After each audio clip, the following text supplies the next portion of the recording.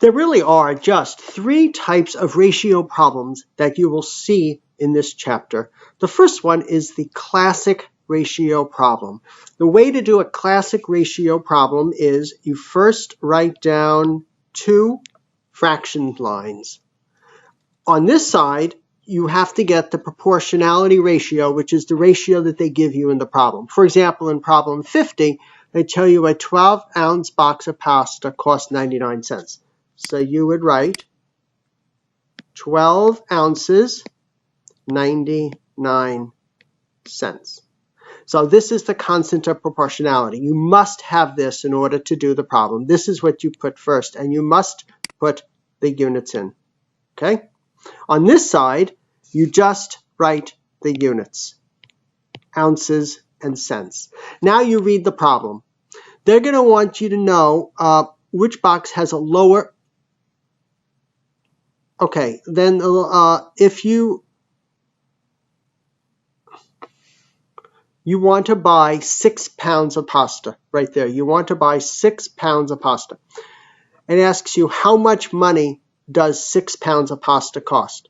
So the next step is you let X be cents for 6 pounds. Okay, let X be the cents for 6 pounds. Now that you've wrote the let statement, you just see where it goes. Does it go on the top or the bottom?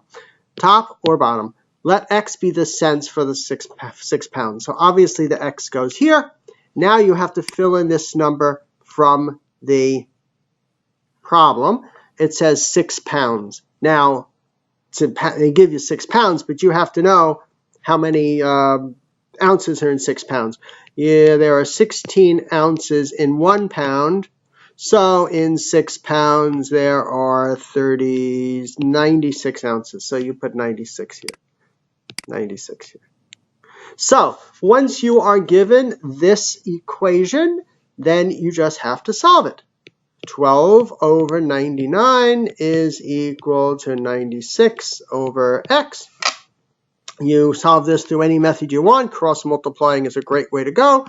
12x is 99 times 96, right? So then you divide both sides by 12. You divide both sides by 12, and that's 99 times. Now you can simplify this. How many 12s go into 96? What is it? It's 7, 8. 8 12s go into 96, right? So that's 8. So it's what?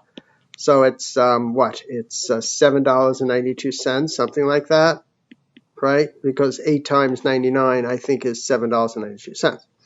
So that's how you solve this problem. So repeat, the way to do this problem, the way to do all these problems is you draw this line, you fill in this number, you fill in unit here, you put unit here, unit A, unit A, unit B, unit B. You fill this number in, you fill this number in, then you say let X be either unit A or unit B, right, depending on the problem. So if it's unit A, so you put X there, and then B comes from the problem, right, comes from the problem,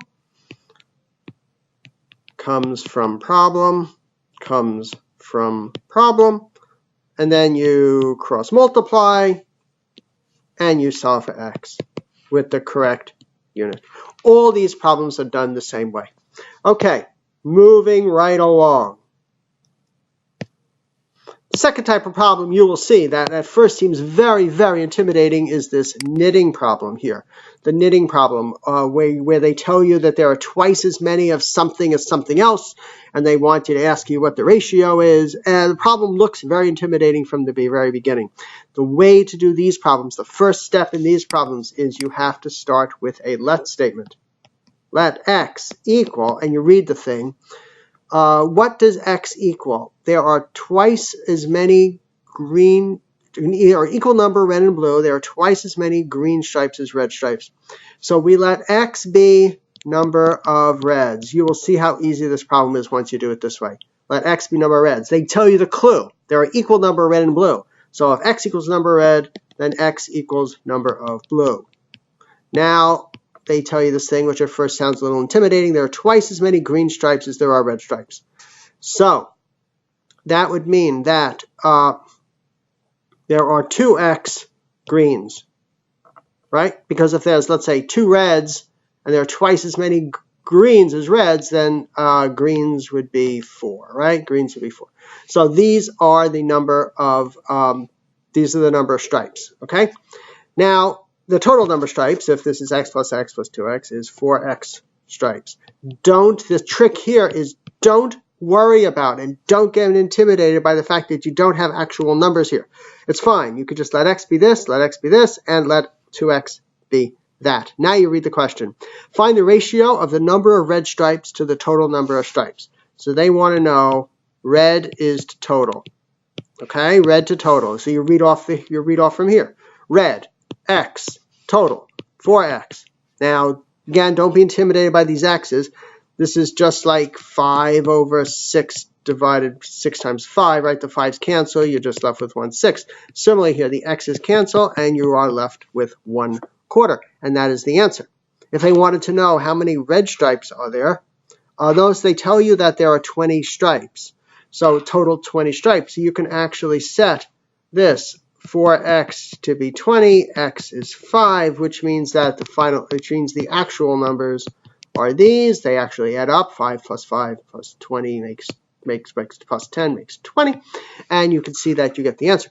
Notice that at the end, they do ask you a final number. They say, number B, question B, how many red stripes are there on the Afghan? You have to know an actual number. The only way you can have an actual number is if they give you some number here, like they tell you the total equals 20, right? So 4x equals 20, and that's how you get that. So this is the other type of ratio question that you could get.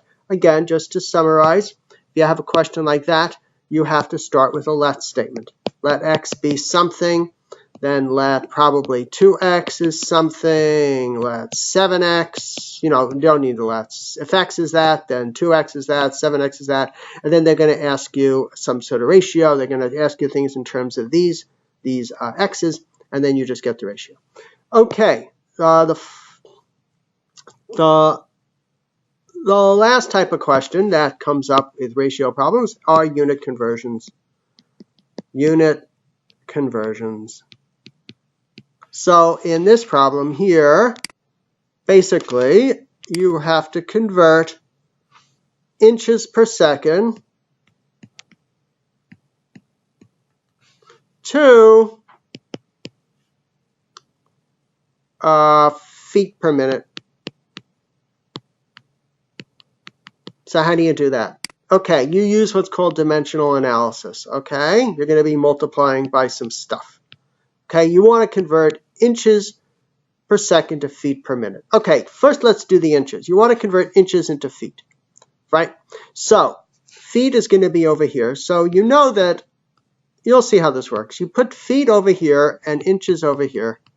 Because, see, inches, 1 inch in 3 seconds.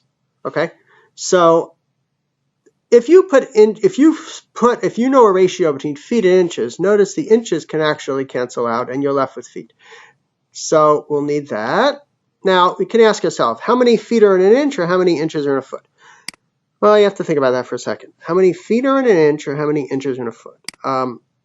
Well, okay, after a little bit of thinking, you realize that there are 12 inches in 1 foot. Okay, so we took care of the feet. We're done with the feet. Now we have to do the minutes. We're in seconds here. So if we put seconds on top and minutes on the bottom, then that should work, right? Because the seconds are crossed out and we got the minutes here and the minutes here.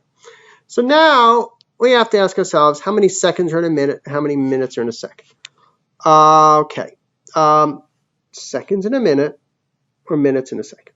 Okay, think about that for a second. There are 60 seconds in 1 minute. Great. So the seconds cancel here, seconds cancel here, we get minutes, and feet, inches cancel here, we get feet.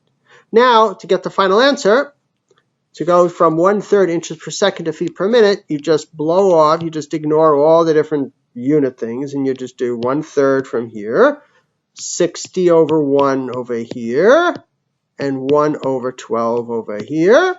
You just multiply everything out, right? But you know you can go like this by 5, right? So it's 5/3 feet per minute. Okay, so that is the rate, 5/3 feet per minute. Now, in this particular question, they say, how many feet does the robot travel in 4 minutes?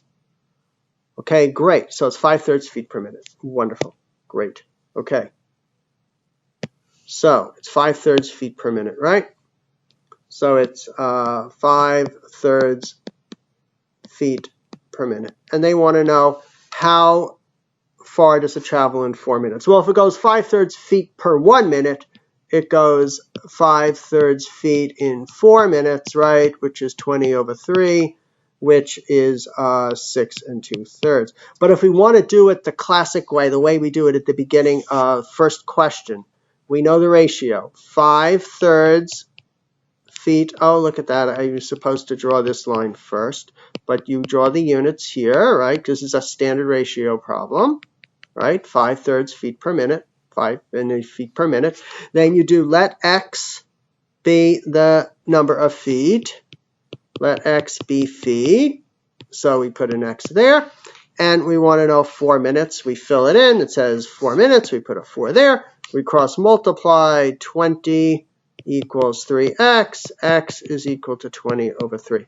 This is how you should do the problem, because you want to do all these problems the same way. If you do all these problems the same way, then you know how to do every single one of these problems. You don't have to do a whole lot of thinking. You just do all these problems the same way, just like how I did this one. So, the other thing they may have, you will certainly do it, it's just a question of when, are these triangle similarity problems, like this one here, this one here. You did this last year. You have this, and you have similar triangles, right? And this is 12, and this is 12, and this is 6, and this is 5, and this is 13, and then you want to find out, basically, we'll do fancy here. We'll want to find out what this height is, right? Okay, you want to find out what that height is, and then you want to find out what that height is, right? Yeah, why don't we switch to blue? Okay, right? You want to find out what these heights are. You want to find out the green height and the brown height, right? And these triangles are similar. Every single triangle you see here is similar, right? So this little triangle here is similar to this big triangle here, right? Right. Okay, so you write this very similar ratio. They do this thing, right? So this would be the, this is the small triangle. We'll call this the small triangle. We'll call this one the large triangle. And we'll call this one, this really big one, the super large triangle, right? Okay, so on the small triangle, this side here is 12 on the small triangle, and the same side, the base here, is 24 on the large triangle, right? So we're looking at the base. We're doing the base. The base of the small triangle is 12. The base of the large triangle is 24. So now we want the height of the small triangle and the height of the large triangle, okay? Because these are the small triangle and the large triangle. The heights are in the same ratio as the bases, right? These are the heights, okay? So the height of the small triangle is 5. The height of the large triangle is the x, right? Let x be the green thing. X is the green thing, which is the height of the large triangle. That's x, right? So then you just solve for x, okay? So I think x is 10, right? Are there units in this thing? Yeah, they're 10 centimeters, okay? So so that's how you do that. That's how you do these things. You notice how you use the ratio with the units, right? Base of the small to base of the large is height of the small to height of the large. Now we're doing the brown one. That's the super large, right? Well, the ratio is still the same. It's 12/24, right? Now we need the height of the small. Well, the height of the small is, actually, no, I have to make a mistake. we need the base of the supersized triangle. The base of the supersized triangle is this thing. So you have to add 12 plus 12 plus 6 is what, 30? Why does this do this? Come on. 30, right? 30, 30, 30, 30, 30, 30. Base of the small is still 12. Base of the supersize is now this thing. So you have to be creative. It's 12 plus 12. 24 plus 6 is 30. Okay, so it's 12 divided by 30 is still the same little 5. And this is x. That's x, okay? So now you do 12x is equal to 150, right? 12x is 150, so x is whatever this is, right? It's 150 divided by 12, whatever that number happens to be. Okay, so that's how you do these. These problems are very similar to the first one. You basically make these ratios, keep track, instead of units, keep track of the triangles, right? And be consistent. Base of the small is to base of the large, as height of the small is to height of the large. Okay, and you just sort of look at the triangle and that sort of makes sense. Okay, so that reviews all the different types of problems that you will be getting, basically every type of class of problem you'll be getting in this section.